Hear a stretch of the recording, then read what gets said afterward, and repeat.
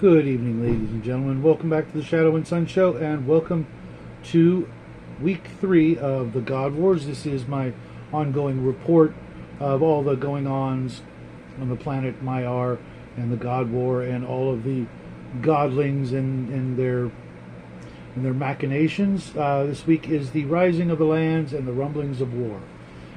April 28th through May 5th. Bear with me. I can't enlarge my screen, so I might have to squint a bit. The silver moon of Maiar was engulfed in a strange blue light as Xantar, Lord of Light, declared sovereignty over the silver orb as a glorious temple appeared on its surface, and its power could be felt all over the world below.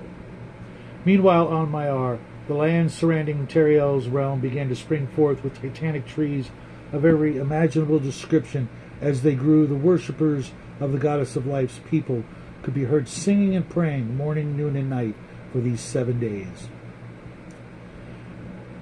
Deep below the deep blue sea, Tamiya's forges were busy creating a work of art that seemed to pull at all the mystic currents and draw them into the realm far beneath the waves of the central seas.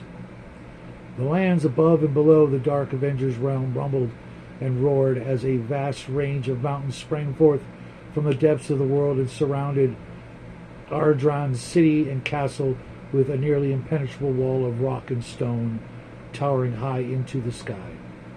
Dracor, seeing the wisdom in Ardran and Eliath's actions, also raised a fortress of mountain ranges to encircle his cities, temples, and place of power in the far east. The lands of the sinking plain were deathly quiet this lunar cycle, save for the occasional sound of metal on metal and the low murmur and hissings of the servants of Uxmal.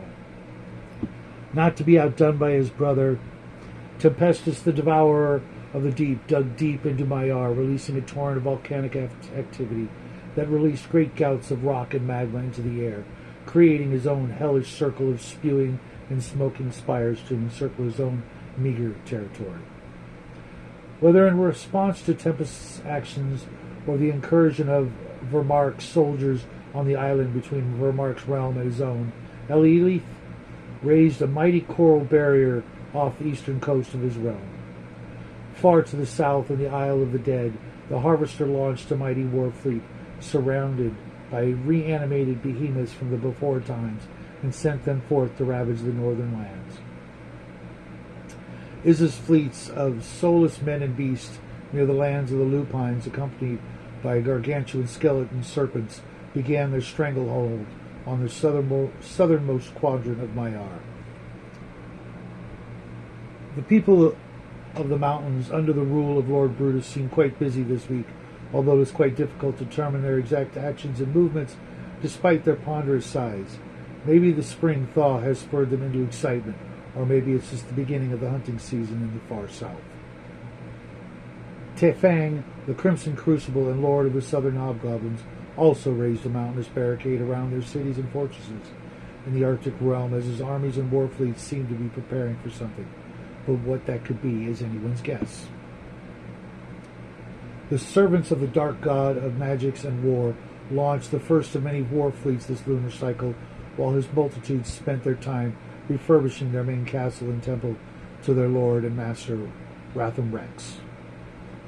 All is eerily quiet on the island of the Queen of Spiders. This cannot be a good thing for her neighbors, allies, and enemies alike. The waves in the northern oceanic abyss are ever turbulent, the surface and its depths ever the mystery to sailors and sea life. Occasionally one might glimpse the head or fins of one of the many behemoths that are said to inhabit these waters, but very few survive to tell those tales, and click-clack bibble-doop is quite protective of her pets and people. The Mothmen of the Far East have continued to expand their natural barrier of winged wonders and terrors high above their lands, surrounding themselves with music, light, and wings of all shapes and sizes, while another mystic spire rose high into the air. The armies of Ermark have taken the island that lay between the Wind's End eastern coast and the Piper's Bay, while the remainder of his forces remain ever vigilant. In the lands of Ionia, their air rang with the rumblings of mountains rising out of the ice cap and the surrounding icy coast, as the ringing of hammers and anvils echoed throughout the city. The people of Concordia and Aberon have declared a cycle-long festival honoring their master, Averon the Balanced, as the final touches on the fortress Averhold is finalized.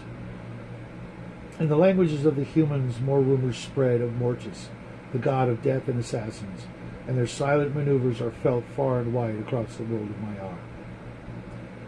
Tembra, the First Road, god of oaths, fortified his people's realm with cities, keeps, towers, and temples to this new god of sacred oaths, to Omar, the creator and promises of a greater world for the humans who pay tribute to this newcomer to the world of Maiar.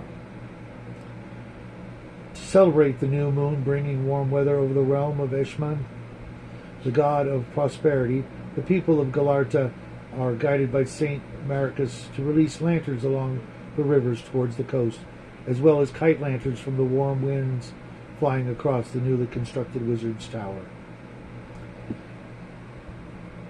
In the dwarven lands of the Hearth Father, Lord Kurz has spread a range of newly formed mountains as a refuge for his people along with a mighty castle, accompanied by the harmonious sounds of ringing hammers and bells that would forevermore announce the beginning of spring and the beginning of war. On the mainland of the western continent, Kurz's brother Gromdar formally declared an unprecedented war on the gnomes of Marsala as their armies marched south. Hillfeather, lord of the halflings, altered the lands around their cities, creating hills and forests and a new castle to better defend their lands from the natural predators of the area and, fortunately, his fellow sibling gods. In response to the inevitable war with Gromdar's armies, Lord Marsala, the master of obsession, sent his minions forth with their forges and his armies from his newly formed kingdom to prepare the people against the marching dwarves from the west.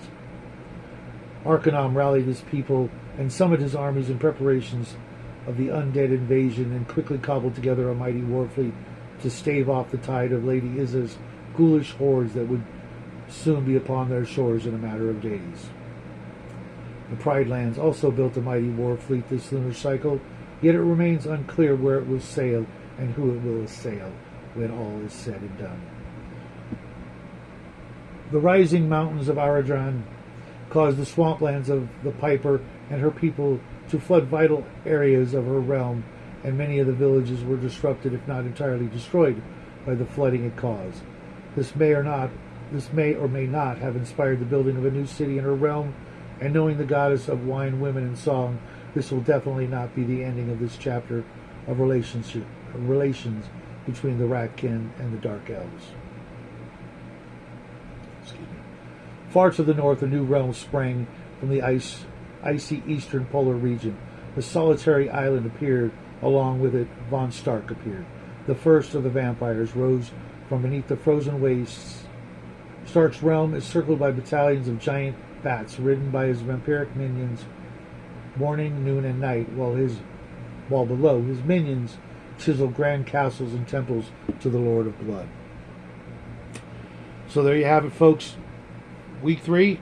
Week 4 is 2 days away. I need all of your actions and orders, etc. By Friday.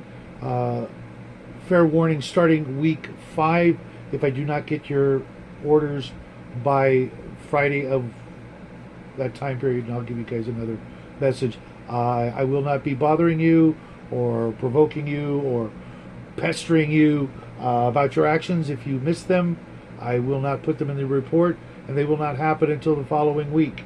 You've all had a full, or at least the better part of a full month, to get with the swing of things, and as you can see, people are moving, and marshaling their forces and doing the things that will hopefully lead them to victory.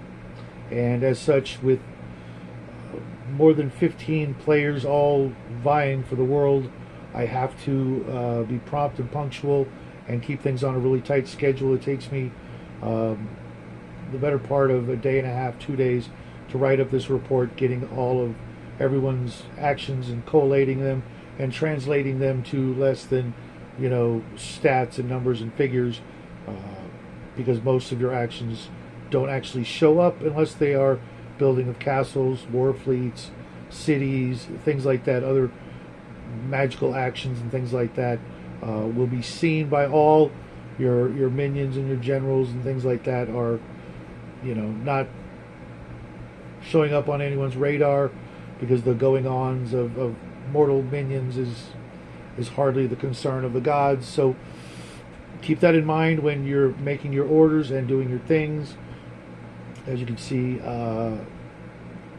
there will be combat in the next week or two between rivaling factions. As you can see, there are some forces out to get one another, and to keep this all neat and tidy, I will need your orders ASAP. However, if you have any questions or have any concerns or need some help, I'm just about available, Monday through Friday. At some point, we can work a phone call or a Discord call, or, just chatting back and forth through Discord. It really doesn't take long to get all your ducks in a row, and I look forward to the next report and getting all your orders in and seeing who will be one of the 4 winners of this experiment, this new game, this play-by-post game that we've all been working very hard on. George and Justin and Raven and even Jackie and all of the other players have been contributing in one way or another. Armstrong with his new secret project. Thanks everybody. I will see you guys tomorrow for the book club meeting, and until then, have a great evening and happy